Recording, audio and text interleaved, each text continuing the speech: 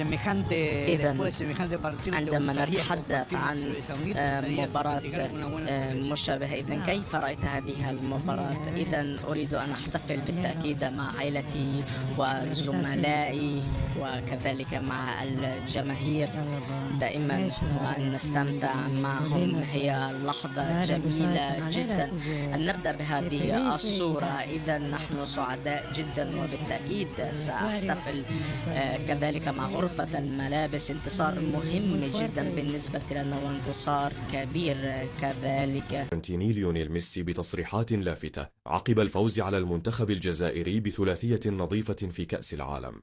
وأكد ميسي أن المنتخب الجزائري فريق محترم ويملك لاعبين قادرين على تقديم مستويات كبيرة. وأشار ميسي إلى أن المباراة كانت قوية، وأن الأرجنتين نجحت في استغلال فرصها لحسم المواجهة. وأضاف أن احترام المنافس كان من أهم أسباب تركيز لاعبي الأرجنتين طوال اللقاء. كما وجه رسالة دعم للمنتخب الجزائري بعد هذه الخسارة في بداية مشواره بالمونديال، وأكد أنه يتمنى التوفيق للخضر في المباراتين المقبلتين أمام النمسا والأردن. وشدد على أن حظوظ الجزائر ما زالت قائمة، وأن المنافسة لم تحسم بعد في المجموعة. واختتم حديثه بالتأكيد أن المنتخب الجزائري قادر على العودة بقوة وتحقيق نتائج إيجابية في المواجهات القادمة. Imagínate, son momentos inolvidables, entonces lo único que tengo que para decirle que lo disfruto. تصريح خطير من مدرب المنتخب الأرجنتيني يفاجئ به المنتخب الجزائري بعد انتهاء مباراته مع المنتخب الأرجنتيني الجميع بسبب الجزائر.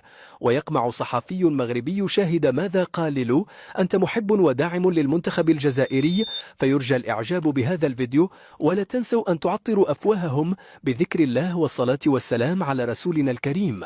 واكتبوا في التعليقات: تحيا الجزائر بلد 1.5 مليون شهيد. بعد انتهاء مباراة المنتخب الجزائري مع المنتخب الأرجنتيني حامل اللقب، فقد صرح مدرب المنتخب الأرجنتيني في المؤتمر الصحفي مباشرة قائلا: إننا كنا نعلم منذ البداية وقبل إطلاق صافرة اللقاء أننا مقبلون على مواجهة صعبة للغاية أمام خصم كبير وهو المنتخب الجزائري. وأضاف المدرب الأرجنتيني أننا تابعناهم قبل هذه المباراة وشاهدنا المباريات الودية التي أبرموها، وخاصة مباراتهم أمام هولندا التي فازوا بها على المنتخب الهولندي وتألقوا فيها بشكل لافت. واستطرد في تحليله المباشر مؤكدا أن المنتخب الجزائري لعب جيدا في المباراة، وخاصة في الشوط الأول والذي أحرز فيه هدفا، لكن الحكم ألغاه بداعي التسلل. وأكد المدرب أنه يعتقد أن هذا الهدف الملغى تسبب في بعض الصمت داخل الملعب وصدم الجميع، لأن المنتخب الجزائري لعب مباراة كبيرة جدا ولديهم لاعبين رائعين في الميدان قادرين على مجاراة نسق أبطال العالم بدون أي تراجع أو خوف. وأشاد مدرب الأرجنتين بالقدرات البدنية العالية للاعبي الجزائر والدهاء التكتيكي الكبير للجهاز الفني، ووصفه بالمدرب الذكي للغاية الذي لم يبدأ بالنجم رياض محرز، وبدأ باللاعب حاج موسى في الشوط الأول لخلق المفاجأة وإرباك الحسابات الدفاعية للتانجو، حيث قدم حاج موسى شوطا أولا استثنائيا بفضل سرعته الفائقة ومراوغاته السحرية التي تسببت في إرهاق المدافعين. أما الشوط الثاني فقد قام المدرب الجزائري بتبديل تكتيكي مدروس، وأشرك رياض محرز لاعب الخبرة الكبير والذي بمجرد دخوله فعل المزيد من النشاط الهجومي المرعب في صفوف المنتخب الجزائري بفضل لمساته الساحرة ورؤيته الثاقبة في الملعب التي تصنع الفارق في أي ثانية، مؤكدا أن محرز يظل من أفضل اللاعبين في العالم ومن طراز رفيع جدا.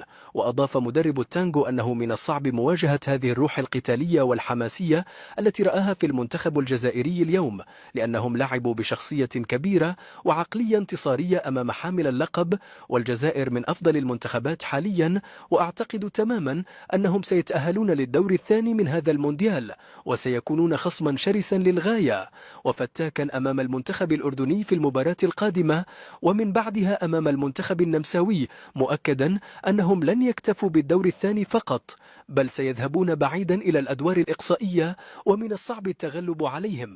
وهذه المباراة كانت درسا قاسيا، والمواجهة الأولى في المونديال دائما ما تحمل المفاجآت. وفي وسط المؤتمر الصحفي حاول أحد الصحفيين المغاربة التقليل من قيمة وأداء المنتخب الجزائري، مشيرا إلى أن الجزائر كان محظوظا فقط وأن الأرجنتين لم تكن في يومها.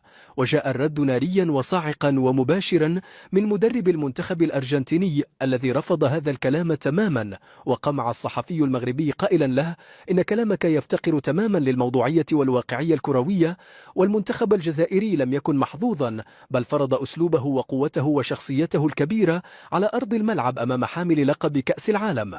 ومن العيب تقليل قيمة هذا الأداء الأسطوري، فليس من السهل على أي منتخب في العالم أن يقف ندا لند أمام الأرجنتين بنجومها العالميين ويجبرنا على التراجع والدفاع بهذا الشكل. والجزائر